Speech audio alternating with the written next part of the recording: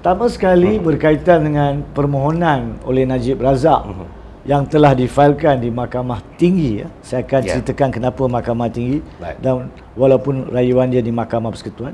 Permohonan difailkan untuk melantik QC. Apa itu QC? QC ni dia stands for Queen's Counsel. Dalam bahasa Melayu kita adalah peguam diraja. Sekarang ni raja di England adalah Maharani, jadi Queen's Counsel. Kalau digantikan dengan King, maka jadi King's Counsel. Itu konsepnya. Queen's Counsel ni adalah peguam yang dianggap sebagai paling kanan di England. Of course di atas Queen Counsel ada Silk, itu cerita lain.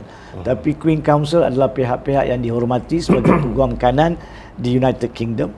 Dan di Malaysia kita mempunyai peruntukan di dalam Akta Profession Undang-Undang, secara khusus Seksyen 18 yang membenarkan mana-mana pihak, bukan sahaja dalam kes jenayah, dalam kes sivil sekalipun, dalam keadaan-keadaan tertentu untuk memohon jika beliau hendak, permohonan membenarkan beliau melantik peguam dari luar Malaysia untuk mengendalikan kes beliau. Sama ada kes tu bicara di Mahkamah Tinggi, rayuan di Mahkamah Rayuan ataupun di Mahkamah Persekutuan. So peruntukan tu ada.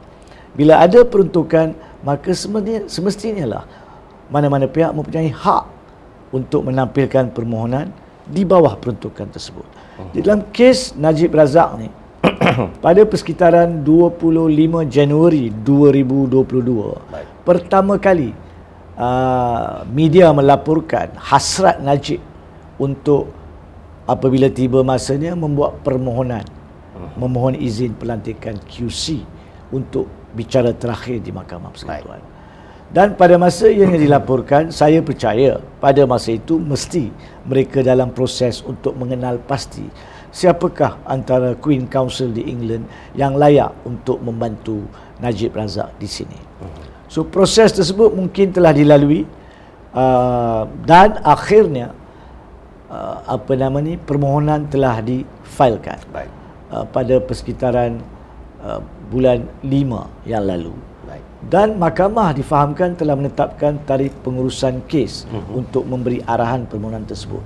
Now, sebelum daripada pemfailan permohonan, masyarakat perlu dimaklumkan apabila perkara ini dimaklumkan kepada pendaftaran Mahkamah Persekutuan oleh Peguam Najib, pada masa itu saya percaya laporan telah mengatakan bahawa mahkamah telah mengarahkan jika Najib Razak ingin melantik atau membuat permohonan lantikan QC, maka permohonan itu hendaklah difailkan pada atau sebelum 20 hari bulan Mei. Dan permohonan tersebut difailkan pada 30 hari bulan Mei. Tapi itu satu perkara berasingan, itu adalah untuk mahkamah menilai kemudian nanti. Yang keduanya, permohonan itu dibuat di Mahkamah Tinggi. Bicara adalah di Mahkamah Persekutuan. Tapi proses untuk dapat kebenaran melantik mana-mana pihak masuk berhujah di Malaysia perlu melalui perintah Mahkamah Tinggi. Sekiranya Mahkamah Tinggi menolak permohonan ataupun membenarkan permohonan, maka pihak yang tak berpuas hati boleh membawa semula ke Mahkamah Rayuan dan Mahkamah Persekutuan. So itu prosesnya. Dan menjawab soalan secara khusus Saudara Zawazi, pernah beberapa kali ada permohonan dibuat untuk pelantikan Queen Counsel. Ada yang telah dibenarkan seperti mana yang berlaku di Sabah lebih kurang tak sampai pun 3 tahun 2 tahun yang lalu, berkaitan dengan pembuangan ataupun pelucutan jawatan Musa Aman sebagai Ketua Menteri. Dan yang keduanya, ada juga yang ditolak. Pada tahun 2007 ada permohonan dibuat oleh sesepihak dalam kes komersial di Malaysia untuk memohon melantik Cherie Blair, iaitu pada masa itu dan mungkin masih lagi isteri Tony Blair, Perdana Menteri pada masa itu, yang merupakan peguam kanan Queen Counsel. Tapi permohonan itu ditolak. Kerana apa? Yang dibenarkan atau ditolak mesti mematuhi keperluan pembuktian di bawah Seksyen 18. Antara lain ada 2 perkara penting. Pertama sekali, perlu dibuktikan bahawa dalam kes tersebut, yakni dalam bicara rayuan terakhir ni, Najib Razak ingin bangkitkan isu yang belum pernah dihujahkan berkaitan ketujuh-tujuh pertuduhan bentuk yang dituduh terhadap dia sebelum ini di Malaysia. Belum pernah dihujahkan. Satu perkara yang unik, satu perkara yang lain pada yang lain, yang perlu bantuan daripada peguam luar dan tidak mempunyai kepakaran ataupun dihujahkan oleh mana-mana peguam di sini lagi. Itu yang pertama. Yang keduanya, perlu juga ditunjukkan bahawa peguam yang dicadangkan di sini namanya adalah Jonathan Laidlaw. Kalau ditranslate namanya adalah meletakkan undang-undang, Laidlaw. Ada kaitan dengan undang-undang tu nama pun. Jadi beliau perlu dibuktikan adalah orang yang satu-satunya orang yang mempunyai kepakaran itu. Yang dikatakan kena hujah tu, dia pernah buat. Kalau contohnya tidak dibuktikan dua elemen ni, iaitu tidak ada apa-apa isu pelik yang tidak pernah dihujahkan, ataupun Laidlaw sendiri pun tidak pernah hujahkan perkara tersebut, maka permohonan itu boleh ditolak.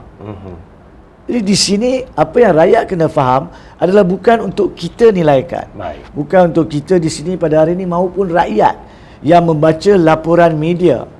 Apa yang dipetik oleh media. Kononnya apakah dia alasan yang dinyatakan oleh Najib Razak, maka rakyat faham seolah-olah itu sahaja alasan. Tapi kita tidak tahu. Sebab alasan lengkap adalah dalam dokumen yang dipanggil affidavit sokongan yang berada di medan mahkamah. Hakim akan meneliti. Itu nombor satu.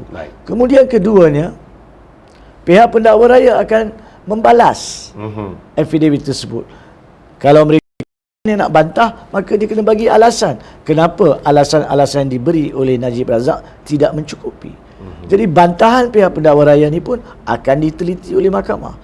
Oleh itulah setiap kali kita katakan, apabila kita bincang perkara ini adalah untuk memberi faham apakah bentuk, apakah dia isu yang ditampilkan. Tapi bukan untuk memberi keputusan. Sebab kita tidak berhak mendahului mahkamah.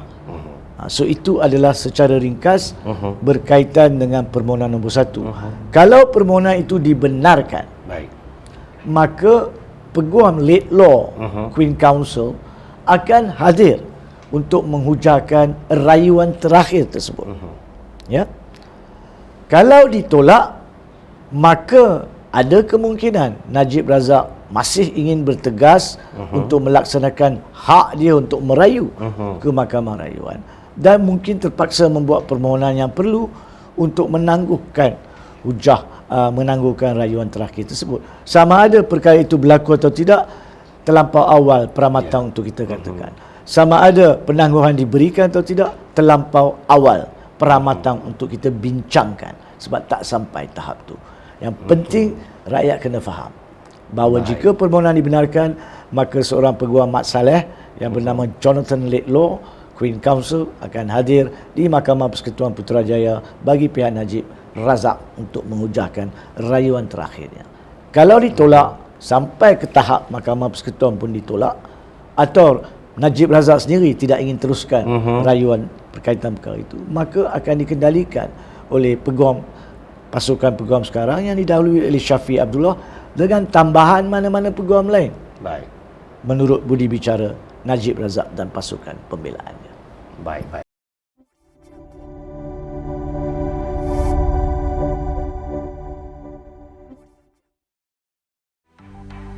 Mencari maklumat dan berita politik yang bebas, kupasan yang tepat, panas. Dapatkannya secara eksklusif hanya di Jom Channel. Komitmen kami, pentasan berita Isnin hingga Jumaat. Berbicara dan isu semasa, kami garapkan secara langsung. Panel-panel berkaliber dan profesional. Interaktif, pandangan anda kami raikan. Jangan lupa bersama kami di setiap hujung minggu dalam edisi khas mingguan. Jom Channel, moving forward, sharing a new experience.